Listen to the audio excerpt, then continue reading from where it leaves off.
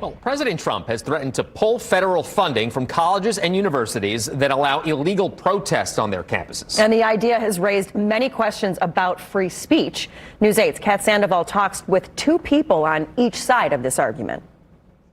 The words illegal protest is what's causing the debate. President Trump doesn't define it, and this comes at the heels of pro-Israeli and pro-Palestinian protests on campuses nationwide.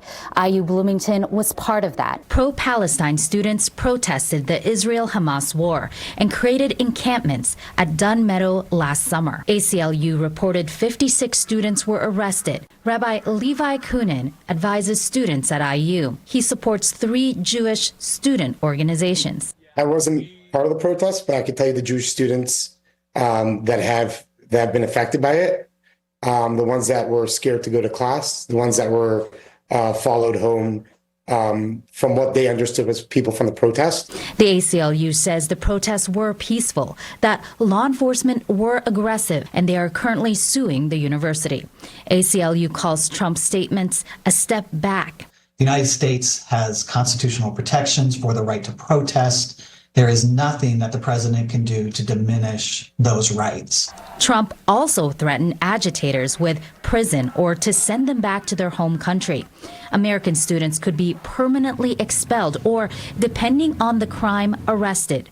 The ACLU says if funding is pulled, it can create a chilling effect. Statements like this will incentivize them to crack down on folks lawfully exercising their free speech rights. There is a difference, says Daley, between free speech and the right to protest versus hate speech, which is abusive, threatening language that targets an individual, a group's religion, race, or gender.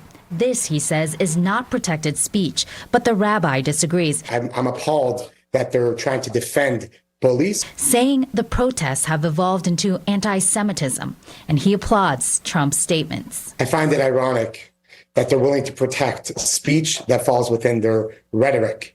When a Jewish student tries standing up for who they are, where are they then? This not only impacts public universities and colleges, but private schools as well. That's because they also receive federal funding. Reporting in Indianapolis, I'm Kat Sandoval, WishTV, wishtv.com, or follow us on Facebook for updates.